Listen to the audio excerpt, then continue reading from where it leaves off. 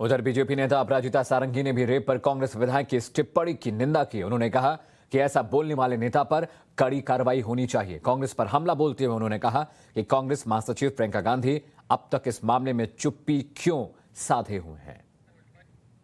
कहां है प्रियंका गांधी और कहां है राहुल गांधी?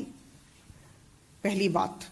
दूसरी बात मैं कहना चाहूंगी कि अभी उत्तर प्रदेश में उन्होंने विमेन कार्ड खेला है। कहती हैं कि जितने भी टिकट दिए जाएंगे आधे हम महिलाओं को देंगे।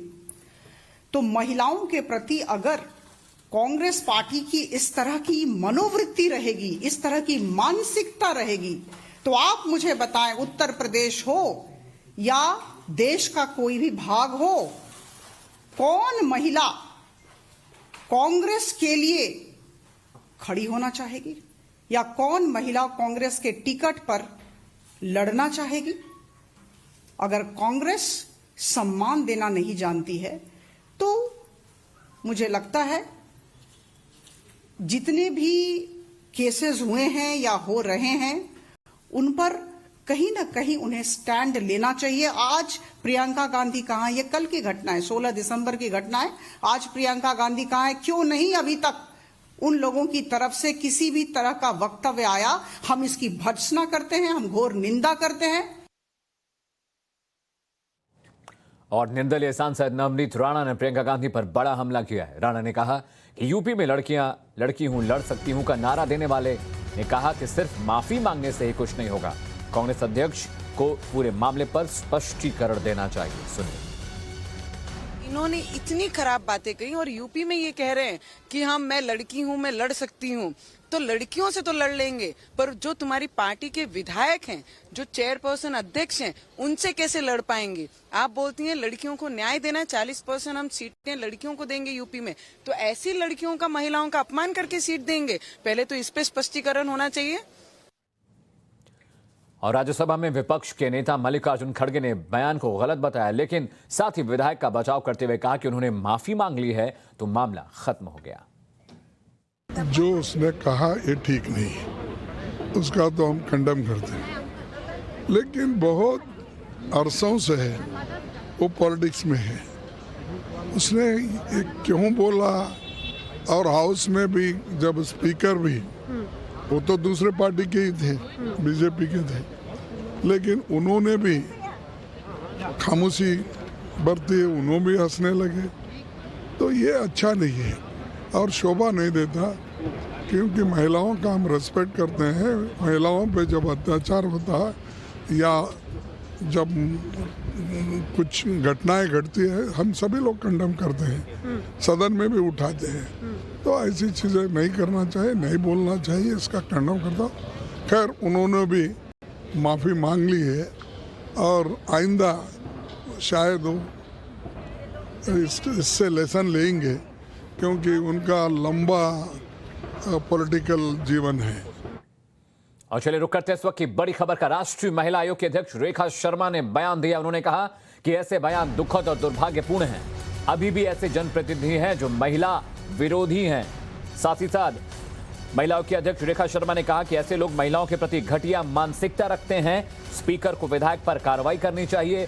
साथ ही साथ रेखा शर्मा ने कहा कि कमेंट करने वाला और हंसने वाला दोनों ही अपराधी हैं। ऐसा कमेंट करना और उसके रिएक्शन में स्पीकर का भी लाफ आना, इसको आप कैसा देखते हैं मैम? एंड ये सेंसिटाइज करना हर जगह कितना तक मैम सही मानते हैं आप? देखिए, बोलने वाला भी और हंसने वाले भी सभी दोषी हैं इसमें। अगर वो बोल रहा है तो किसी को रोकना चाहिए था। आप सभी लॉ मेकर्स हो, आप सभी MLAs, MPs, ministers, speakers, ex speakers are there, और फिर भी आप लोगों में से कोई इस तरह की बात कर रहा है और किसी ने रोका नहीं, ये भी आश्चर्यजनक बात है। और मुझे लगता है इसमें लोगों के माइंडसेट को चेंज करने के लिए और कुछ नहीं, हमको जैसे बच्चों को ABCD पढ़ाते हैं, इनको जेंडर सेंसिटाइजेशन करने की जरूरत है वैसे ही। और इस खबर पर ज्यादा बातचीत के लिए मेरे सहयोगी बेंगलुरु से इमरान खान जुड़े। इमरान, बेहद शर्मनाक बयान है और सबसे ज्यादा शर्मनाक तो ये था कि सदन में जब ये बयान दे रहे थे रमेश कुमार, तो बाकी के उनके साथी हंस रहे थे।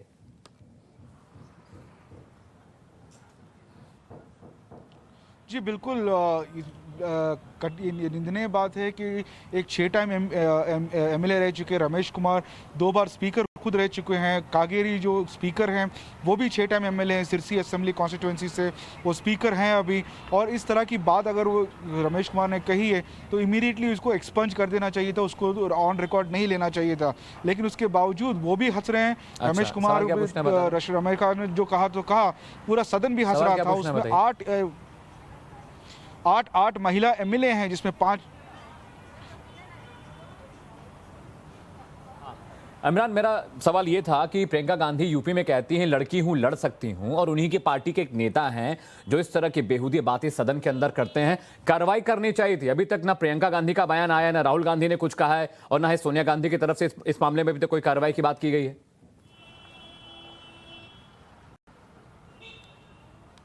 जी बिल्कुल, क्योंकि सीनियर नेता हैं, जैसे खड़गे बता रहे थे कि 6 टाइम सीनियर नेता है, उनसे ये बयान नहीं होना चाहिए था, लेकिन उनसे बयान हुआ। और इस एक बार नहीं, इससे पहले भी कई बार उन्होंने इस तरह के बयान दिए हैं।